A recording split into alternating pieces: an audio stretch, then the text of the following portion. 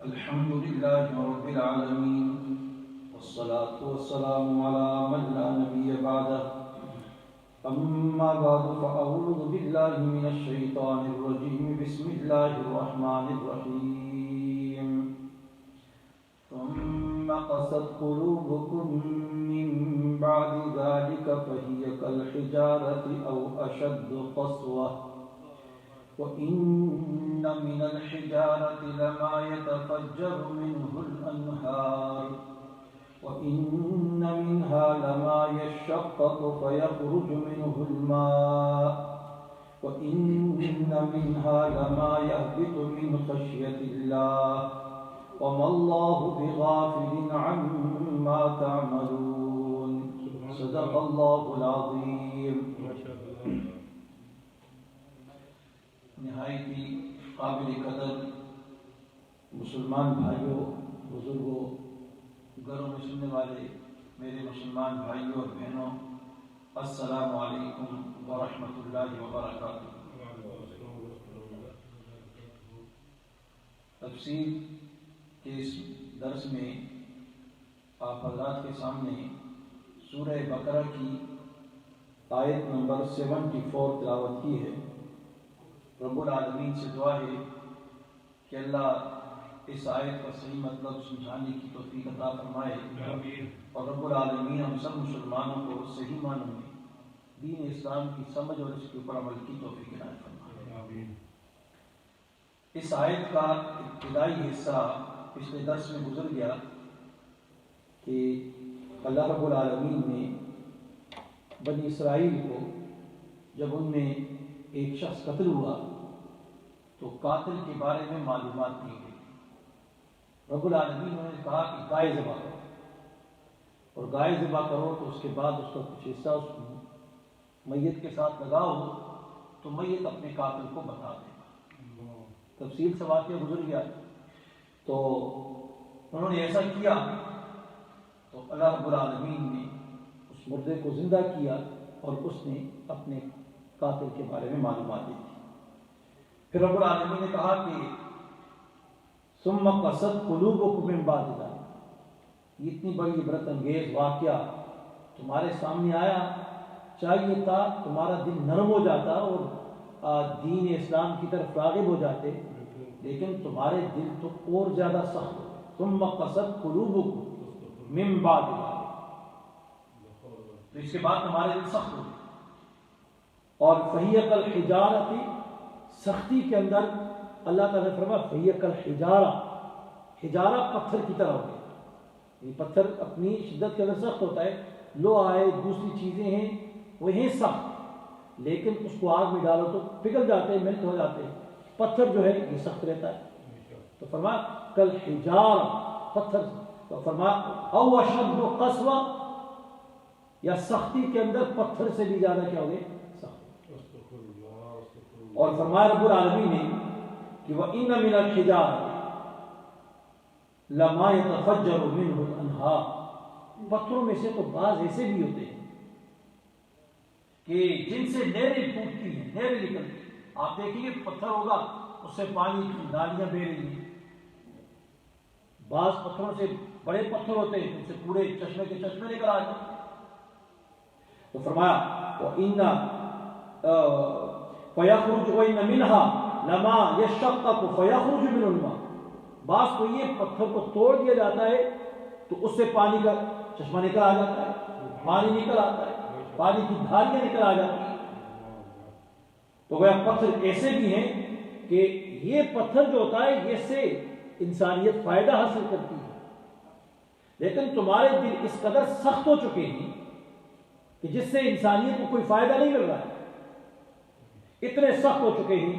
تو آگے فرمایا وَإِنَّ مِنْهَا لَمَا يَهْبِطُ مِنْ خَشْيَةِ اللَّهِ، اور پتھروں میں سے بعض تو ایسے بھی ہیں کہ جو ڈر کے مارے اللہ سے ڈرتے ہیں، خوف الہی کی وجہ سے پہاڑوں سے نیچے پھسل جاتے ہیں، لڑک جاتے ہیں، گر پڑتے ہیں. کہ پتھر جو گرتا ہے پہاڑ سے لڑک جاتا ہے تو یہ اللہ کے خوف کی وجہ سے، اللہ کے ڈر کی وجہ سے، خشیت الہی، اس کی وجہ سے کیا ہے وہ ڈر جاتا ہے. لیکن اے کافرو تمہارے دل اتنے سخت چکے ہیں کہ ان کے اندر نرمی اور خشوع اور خوف الہی اس کی گنجائش ہی نہیں پائی جا رہی ہے۔ پتھروں کو تو دیکھ لو کیسے وہ ڈر کے مارے لڑک جاتے ہیں۔ تو یہاں پر علماء نے اگلی جو آیت کا اگلا ایسا ہے فرمایا وَمَا اللَّهُ بِغَافِلٍ عَمَّا تَعْمَلُونَ، اور اللہ بے خبر نہیں ہے جو تم کرتے ہو، یہ تمہارے ہر عمل سے۔ تم یہ مت سوچنا کہ اللہ تعالیٰ کو کچھ علم نہیں ہے تمہارے کرتوتوں کا یا تمہارے کام کا یا تمہارے اعمال کا، تمہارے فعل کا۔ اللہ تعالیٰ ساری چیزیں جانتا ہے۔ وَمَا اللَّهُ بِغَافِلٍ عَمَّا تَعْمَلُونَ، جو تم کرتے ہو اللہ تعالیٰ اس سے خوب جانتا ہے۔ اب یہاں پر ایک بات علماء نے لکھی ہے، وہ فرماتے ہیں کہ کوہتا عقل، کم عقل والا انسان جس کی عقل یعنی سمجھ بوجھ یا شعور اس کے پاس نہ، وہ اعتراض کر سکتا ہے۔ اعتراض کیا کرتا ہے یا کرتے بھی ہیں کہ پتھر جو ہے جمادات میں سے، اور پھر حیوانات ہیں، ان کو بولنے کی طاقت اللہ نے نہیں دی۔ پتھر ہے تو جمادات میں سے، درخت ہو گیا پتھر ہو گیا، تو اب یہ ان کا بولنا، ان کا بات کرنا یہ کیا ہے؟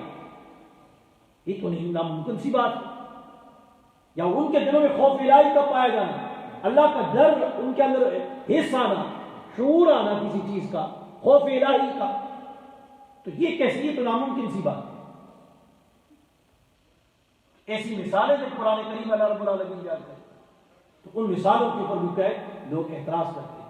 تو مفسرین نے جواب دیا کہ اپنے اپنے ذوق کے مطابق مفسرین نے اس کا جواب دیا۔ تفسیر مظہری میں علامہ بغوی رحمۃ اللہ علیہ کے حوالے سے انہوں نے لکھا ہے، وہ فرماتے ہیں کہ اہل سنت والجماعت کا مذہب یہ ہے کہ جمادات اور حیوانات میں بھی اللہ تعالیٰ کی طرف سے عطا کیا ہوا علم پایا جاتا ہے۔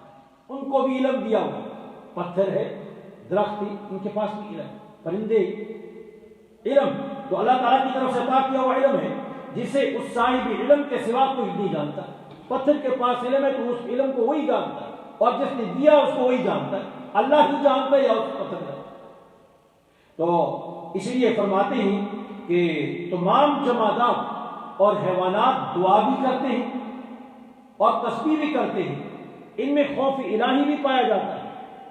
جس طرح اللہ رب العالمین نے قرآن کریم کی دوسری آیت میں فرمایا کہ فرمایا وَإِن مِّن شَيْءٍ إِلَّا يُسَبِّحُ بِحَمْدِهِ، کوئی چیز ایسی نہیں ہے جو اللہ کی تسبیح اور اس کی حمد بیان نہ کرتی۔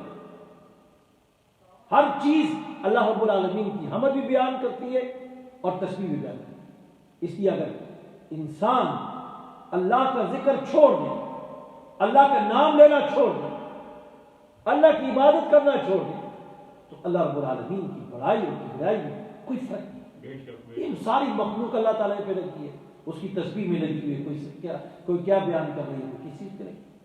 آپ نے تو یہ پرندے سنے ہوں گے، تیتر وغیرہ، ہمارے ہاں تو ایک تیتر ہوتا ہے کہتا ہے سبحان تیری قدرت۔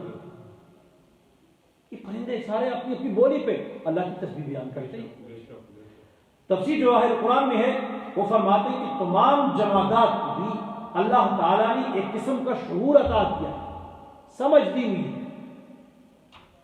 ہر جمادات کو اللہ نے ایک شعور دیا ہوا ہے، سمجھ دی ہے، اور جسے فرماتے ہیں شعور بسیط کہا جاتا ہے۔ اور فرمایا اس شعور کی بنا پر جمادات میں، اسی شعور کی وجہ سے جمادات میں خوف بھی پایا جاتا ہے، مسرت بھی پائی جاتی ہے، خوشی بھی پائی جاتی ہے، اور حب اور بغض بھی پایا جاتا ہے، لو بھی کرتے ہیں، ہیٹ بھی کرتے ہیں۔ تو یہ ساری چیزیں ان کے اندر بھی پائی جاتی ہیں۔ جس طرح انہوں نے مثال دی ہے احد پہاڑ، احد پہاڑ مدینہ منورہ میں ایک پہاڑ ماؤنٹن، تو اب وہ پہاڑ، اس کے بارے میں جناب نبی کریم علیہ السلام نے فرمایا احد جبل، اور ایک پہاڑ ہے، فرمایا نحبنا، ہم اس سے محبت کرتے ہیں اور نحبو، ہم سے محبت کرتا ہے۔ ہم اس سے محبت کرتے ہیں اور وہ ہم سے محبت کرتا ہے۔ اسی طرح تفسیر انوار البیان ہے، انہوں نے اپنے ذوق سے اس کے بارے میں اس کے بارے میں لکھا، فرمایا پتھروں میں اور دوسرے جمادات میں ہمارے خیال میں ادراک اور شعور نہیں، ہم یہ سمجھتے ہیں، یعنی عام انسان یہ سمجھتا ہے پتھر ہے، یہ جمادات، اس کے پاس کوئی شعور نہیں، اور کیونکہ ہم سے بات نہیں کرتے، ہمیں وہ اخبار معلوم نہیں جو ان پر گزرتے ہیں، ان کا اپنے خالق سے اور مخلوق اور عبادت گزار ہونے کا جو تعلق ہے یہ انسان کے شعور میں نہیں آتا، اس سے ناواقف ہے، لیکن اللہ رب العالمین نے ان کے اندر یہ شعور رکھا ہوا ہے۔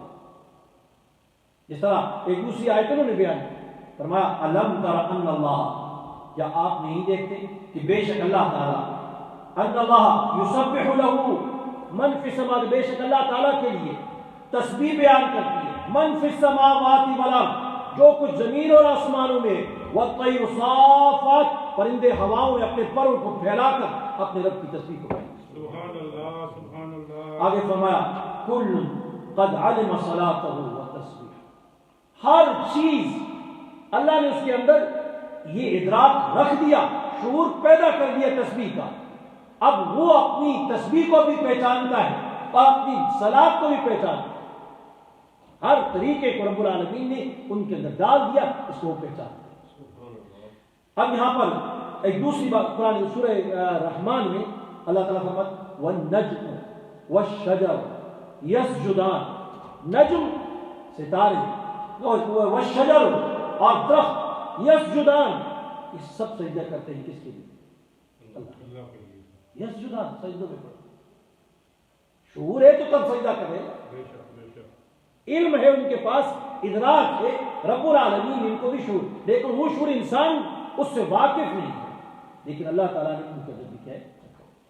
مفسرین نے یہاں پر جمادات سے، پتھروں، پہاڑوں اور حیوانات سے باتیں جو کی گئی ہیں، ان کے بہت سارے واقعات مفسرین نے اپنی تفسیروں کے اندر جمع کیے ہیں، اور چند ایک یہاں پر لکھے ہیں، تو جس طرح تفسیر مظہری میں علامہ بغوی رحمۃ اللہ علیہ کے حوالے سے کہ وہ فرماتے ہیں کہ جناب نبی کریم علیہ الصلوۃ والسلام کوئی صبح یہ مکہ مکرمہ میں ایک پہاڑ، اس پہ جا کے بیٹھے اور آپ صلی اللہ علیہ وسلم کی ٹو میں لگے کفار، گرفتار کرنے کے لیے، تکلیف دینے کے لیے، ایذا دینے کے لیے۔ اب کوئی صبح کے اوپر جناب نبی کریم علیہ السلام بیٹھے ہوئے، تو ایک دم وہ پہاڑ بول پڑا کہ اللہ کے رسول آپ مجھ سے اتر جائیے، کہیں ایسا نہ ہو کہ کفار آ کر آپ کو نقصان دے دے، آپ کو نقصان دے، اور اس وجہ سے میں آپ کی حفاظت نہ کر سکوں تو کل قیامت کے روز یا اللہ رب العالمین اس کی وجہ سے مجھے عذاب دے۔ آج انہی میں آپ میرے اوپر ہیں تو آپ میری وجہ سے آپ کو تکلیف ہو تو مجھے عذاب نہ مل جائے، اس لیے آپ یہاں سے کیا ہو جائیں، ادھر سے کوئی سور دوسرا جو پہاڑ ہے جبل سور کی طرف سے آواز آئی کہ اللہ کے رسول میرے اوپر آ جائیے، آپ میری طرف آ جائیے اور میری طرف آئیے، میرے پاس آئیے، آپ یہاں پر بالکل محفوظ ہیں۔ اس نے اپنی طرف بڑھا، تو گویا یہاں بھی دیکھیں آپ پہاڑ بول پڑا، کس سے؟ نبی اکرم تو شعور ہے، اللہ نے رکھا ہے اس کے اندر، تو تبھی تو بولا۔ اسی طرح حضرت جابر بن سمرہ رضی اللہ عنہ کی روایت ہے، انوار البیان میں ہے، رسول اللہ صلی اللہ علیہ وسلم نے ارشاد فرمایا کہ بلا شبہ مکہ مکرمہ ایک پتھر ہے، میں اسے پہچانتا ہوں، نبی کریم صلی اللہ علیہ وسلم فرماتے ہیں اس پتھر کو میں پہچانتا ہوں، جن دنوں میں میری یعنی مجھے اللہ تعالیٰ نے نبوت عطا بھیجنا تو وہ پتھر مجھے سلام کیا کرتا، جب میں ان سے گزرتا تو کہتا السلام علیکم یا رسول اللہ، وہ پتھر بولتا۔ اور حضرت علی رضی اللہ عنہ فرماتے ہیں کہ میں نبی اکرم صلی اللہ علیہ وسلم کے ساتھ مکہ مکرمہ کے اطراف نکلا تو فرمایا کہ میں اور نبی صلی اللہ علیہ وسلم جس پتھر یا درخت سے یا جس پہاڑی کے ٹیلے سے گزرتے تو وہ پتھر اور درخت اور پہاڑی کا ٹیلا جو تھا وہ کہا کرتے السلام علیکم یا رسول اللہ، السلام علیکم یا رسول اللہ، اے اللہ کے رسول آپ سلام کی ہوا، آپ پر سلام کی۔ تو گویا پتھروں کے اندر بھی شعور رکھا ہے اللہ تعالیٰ نے، اور درختوں کے اندر بھی کیا ہے، شعور رکھا۔ تو اسی طرح ایک دوسرا واقعہ یہاں پر مفسرین ایک دوسرا لکھا ہے، زبردست واقعہ، وہ بھی آپ نے اکثر سنا ہوا، مدینہ منورہ میں مسجد نبوی کی تعمیر کے بعد جناب نبی کریم علیہ الصلوۃ والسلام ایک لکڑی تھی جس کے اوپر بیٹھ کر خطبہ دیا کرتے، اب اس پہ وہ خطبہ دیتے تو اس کے بعد ایک صحابی نے آپ صلی اللہ علیہ وسلم کے لیے ممبر بنا دیا. آپ صلی اللہ علیہ وسلم جب خطبہ دینے کے لیے تشریف لائے تو اس پہ نہ بیٹھے بلکہ ممبر پہ جا کے بیٹھے. تو سامنے یہ جو پڑا ہوا لکڑی کا ٹکڑا جو تھا یہ رونے لگ گیا, اور حدیث میں آتا ہے اس طرح رو رہا ہے جس طرح بچہ رو رہا. جناب نبی کریم علیہ الصلوۃ والسلام ممبر سے اترے اور اسے اپنے گلے لگایا, اسے چپ کروایا اپنے گلے. اسی طرح ایک دوسرا واقعہ لکھا ہے کہ جناب نبی کریم صلی اللہ علیہ وسلم ایک جنگ پہ جا رہے ہیں, آپ صلی اللہ علیہ وسلم کے ساتھ صحابہ بھی تھے. تو ایک یہودی عورت تھی, اس نے جناب نبی کریم علیہ السلام کی دعوت کی, اور اس نے جو بکری کا یہ شولڈر ہوتا ہے یہ بنایا, اس کے اندر زہر ملا کے نبی کریم صلی اللہ علیہ وسلم کے سامنے لا کر رکھ دیے. اب صحابی جو تھا ساتھ اس نے اس سے کھا لیا. نبی اکرم صلی اللہ علیہ وسلم نے ہاتھ بڑھایا تو اس شولڈر نے ایک دم کہہ دیا کہ اللہ کے رسول مجھے نہ کھائیے, اس کے اندر زہر ملا ہوا ہے. اور اس عورت کو جناب نبی کریم صلی اللہ علیہ وسلم نے بلایا, اس یہودی عورت, اور اس سے کہا تو نے اس کے اندر زہر ملائی ہے. اس نے کہا آپ کو کس نے کہا؟ جناب نبی کریم علیہ الصلوۃ والسلام نے ارشاد فرمایا کہ مجھے اس گوشت کے ٹکڑے نے کہا, اس نے مجھے کہا تو نے زہر ملائی. اس عورت نے کہا ہاں میں نے زہر. اسی طرح ایک دوسرا واقعہ جناب نبی کریم صلی اللہ علیہ وسلم نے خود بیان کیا. صحابہ اکرام فجر کی نماز حضرت ابو ہریرہ کی روایت سے آتا ہے کہ یہ بخاری کا میں بھی ہے یہ واقعہ.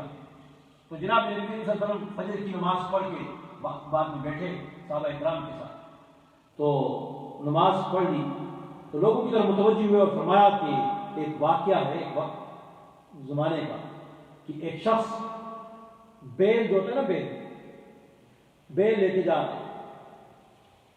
تو بیل لے کے جا رہا ہے تو راستہ میں تھک گیا, تھک کے اس کے اوپر سوار. بیل نے اسے کہا کہ دیکھو ہم تو سواری کے لیے نہیں بنائے گئے, ہمیں اللہ رب العالمین نے زراعت کے لیے بنایا ہے, زراعت کے لیے بنایا ہے, تو آپ ہمارے پر سوار ہو رہے ہیں, آپ ہمارے پر سوار ہوئے, بلکہ ہمیں تو زراعت کے لیے پیدا کیا ہے. تو لوگ جو تھے انہوں نے سب نے دیکھا کہ بیل بھی باتیں کر رہا ہے, حیرت میں پڑ گئے اور سب نے کہا سبحان اللہ. تو جناب نے فرمایا اس واقعے کی گواہی میں بھی دیتا ہوں, ابو بکر اور عمر بھی. تو گویا غرض یہ کہ یہاں پر جو اللہ رب العالمین نے کہا کہ ثم قست قلوبہم, پھر تمہارے دل سخت ہو گئے, من بعد ذالک, اتنے حیرت انگیز واقعات کے بعد, معجزات کے بعد, دلائل کے بعد, من بعد ذالک فہی کالحجارہ, یہ پتھروں کے مانند ہو گئے, واشد قسوہ, یا اس سے بھی زیادہ سخت ہو گئی. وان من الحجارۃ, آج کل بھی دیکھ رہے بہت سارے لوگ ایسے ہوتے ہیں ان کے دل سخت ہو جاتے ہیں, اس کے دلوں کے اندر سختی آ جاتی ہے, وہ پھر وہ یعنی ہر وہ الٹا اور گندا اور غلط طریقے سے کام کریں گے جو اللہ رب العالمین کی ناراضگی کا ذریعہ بنے گا اور انسانیت کے لیے فائدے کی بجائے نقصان کا ذریعہ بنے گا, اور وہ آگے بڑھتے ہوئے اسی کام کی طرف اندھے بن کر چلتے جائیں گے. کیوں؟ اس لیے کہ دلوں کے اندر سختی آ چکی ہوتی ہے, وہ نہیں سمجھتے, احساس ان کا ختم ہو جاتا ہے. تو فرمایا کہ او اشد قسوہ, احساس ختم ہو چکا تمہارے دلوں کا, اور بلکہ وہ پتھروں سے بھی زیادہ سخت ہو گئے. فرمایا وَإِنَّ مِنَ الْحِجَارَةِ, بعض بے شک پتھر جو ہوتے ہیں, لَمَا يَتَفَجَّرُ مِنْهُ الْأَنْهَارُ, ان سے تو نہریں بھی پانی کی نہر نکلتی, ان کے اندر تو نرمی بھی پائی جاتی ہے. اور بعض پتھر ایسے ہوتے ہیں جو پھٹ جاتے ہیں, تو پھٹنے کے بعد اس سے کیا ہے, جس میں پانی کے پھوٹ پڑتے ہیں. اور فرمایا وَإِنَّ مِنْهَا لَمَا يَهْبِطُ مِنْ خَشْيَةِ اللَّهِ, بعض تو ایسے ہیں جو پہاڑوں سے اوپر سے لڑک کے نیچے گر جاتے ہیں, نیچے آ جاتے ہیں, اس کی وجہ سے اللہ کے ڈر کی وجہ. اور تمہارے دلوں کے اندر اتنا خوف نہیں ہے, اتنے سخت ہو چکے ہیں تمہارے دل کہ یہ قرآن کریم, یہ کتابیں, انبیاء اکرام کی باتیں, ان کے واقعات اور یہ ساری چیزیں تمہارے پاس موجود ہیں, سن کر بھی تمہارے دل اتنے سخت ہو چکے ہیں, اس کے اندر نرمی نہیں آ رہی, اللہ کا ڈر نہیں آ رہا, قبر کا ڈر نہیں آ رہا, آخرت کی فکر نہیں آ رہی ہے, مرنا ہے. جس طرح میں نے پچھلے درس میں بتایا تھا کہ جس آدمی کا دل سخت ہو جائے اس کا علاج نبی اکرم صلی اللہ علیہ وسلم بتایا کہ جا کے یتیم کے سر کے اوپر کیا ہاتھ پھیر دو۔ سبحان اللہ سبحان اللہ۔ یتیم کے سر پہ ہاتھ پھیر لیا کرو تاکہ تمہیں اپنے بچوں کی یتیمانہ زندگی تمہاری آنکھوں کے سامنے آ جائے، اور جب تم سے تمہاری روح کو قبض کر لیا جائے گا، نکال دیا جائے گا، اور جسم سے تمہیں کیا ہے روح کو نکال دیا جائے گا، یہ سہارا جو تم بنے ہوئے ہو اس سہارے کو ختم کر دیا جائے گا، تو تمہیں قبر کی کئی منگیٹی کے نیچے جب ڈال دیا جائے گا تو تمہیں خود بخود اس کی فکر احساس ہوگا۔ دل سخت ہے تو جا کے یتیم کے سر کے اوپر ہاتھ۔ تو فرمایا رب العالمین نے کہ وَمَا اللَّهُ بِغَافِلٍ عَمَّا تَعْمَلُونَ، میں غافل ہوں، مجھے نہیں پتہ ہوگا، آپ کو نہیں پتہ ہوگا، ان کو کسی کے بارے میں نہیں پتہ کہ وہ کیا کر رہا ہے، لیکن اللہ رب العالمین کہتا ہے وَمَا اللَّهُ، اللہ نہیں ہے بِغَافِلٍ، بے خبر، شیخ الہند رحمۃ اللہ علیہ نے کیا بے خبر، عما تعملون، تمہارے کاموں سے، تمہارے کرتوتوں سے، تمہاری حرکتوں سے اللہ رب العالمین غافل نہیں ہے، تو سب کچھ معلوم، سب کچھ معلوم ہونے کا کیا مطلب؟ کیا اللہ تعالیٰ یہ جملہ کہتا ہے؟ تو اس جملے کا مطلب یہ ہے کہ مجھے معلوم ہے کل تم میرے پاس آؤ گے، حساب و کتاب کے لیے آؤ گے، میرے پاس آؤ گے، میں تمہیں بتا دوں گا کہ کیا۔ رب العالمین سے دعا ہے کہ اللہ تعالیٰ مجھے بھی اور آپ سب کو قرآن و سنت کے مطابق زندگی بسر کرنے کی توفیق عطا فرمائے۔ الحمدللہ رب العالمین، اللہم صلی علی سیدنا محمد النبی وعلیہ وسلم تسلیما۔ ربنا آتنا فی الدنیا حسنۃ وفی الآخرۃ حسنۃ وقنا عذاب النار۔ ربنا آمنا فاغفر لنا ذنوبنا وكفر عنا سيئاتنا وتوفنا مع الأبرار۔ اللهم إنا نسألك العفو والعافية في الدنيا والآخرة۔ اللهم ربنا هب لنا من أزواجنا وذرياتنا قرة أعين واجعلنا للمتقين إماما۔ یا الہ العالمین، ہم سب کے روزے کو قبول فرما دے، ہمارے اس بیٹے کو قبول فرما دے، یا اللہ تو خاتمہ بالخیر نصیب فرما دے، یا اللہ تم سب کا خاتمہ ایمان پہ فرما دے، یا اللہ تو ہر قسم کے شرور و فتن سے محفوظ فرما دے، ہر قسم کی مہلک بیماریوں سے بچا دے، یا اللہ تو ہمارے والدین کی حفاظت فرما، ہمارے بیوی بچوں کی حفاظت فرما، بہن بھائیوں کی حفاظت فرما، یا اللہ تم سب مسلمانوں کو سچی توبہ کی توفیق عطا فرما دے، یا اللہ سچی توبہ کی توفیق عطا فرما، اس مہینے کو ہماری بخشش کا ذریعہ بنا، یا اللہ ہمارے والدین کو، بہن بھائی کو، بیوی بچوں کو، اساتذہ شاگردوں کو، دوست احباب کو، جاننے والوں کو، مسلمانوں کو، یا الہ العالمین سب کو سچی توبہ کی توفیق عطا فرما۔ اس مہینے کو ہماری بخشش کا ذریعہ بنا دے، بخشش کا ذریعہ بنا دے، مغفرت کا ذریعہ بنا دے، اے اللہ تم سب سے راضی ہو جا، یا اللہ دین اسلام پر استقامت نصیب فرما۔ جتنے بھی شہر کے اندر غیر مسلم آباد ہیں، پروردگار عالم سب کے دلوں میں دین اسلام کی محبت پیدا فرما، سب کے دلوں میں دین اسلام کی نرمی کو پیدا فرما کر یا الہ العالمین دین اسلام کی طرف راغب فرما دے، یا الہ العالمین جو وبا پھیلی ہوئی ہے، اس وبا کے ذریعے جو مسلمان فوت ہو چکے ہیں سب کو شہادت کی موت نصیب فرما، یا الہ العالمین جو بیماریوں میں شفا نصیب فرما، یا الہ العالمین پوری انسانیت کی حفاظت فرما دے۔ اس وقت ہندوستان کے اندر یا الہ العالمین اس وبا نے تباہی مچائی ہوئی ہے، وہاں کے لوگوں کی پروردگار عالم کی آسانی پیدا فرما دے، اس وبا کو ختم فرما دے، یا الہ العالمین کی سہولیات کی کمیاں ہیں، یا الہ العالمین انسانیت کی اس بیماری کے دفاع کے لیے پوری انسانیت کو یا الہ العالمین وہ دفاعی انتظامات کو پورا کرنے کی توفیق عطا فرما دے، اپنی غیبی خزانوں سے مدد فرما دے۔ صلی اللہ تعالیٰ علیہ محمد وآلہ وسلم آمین۔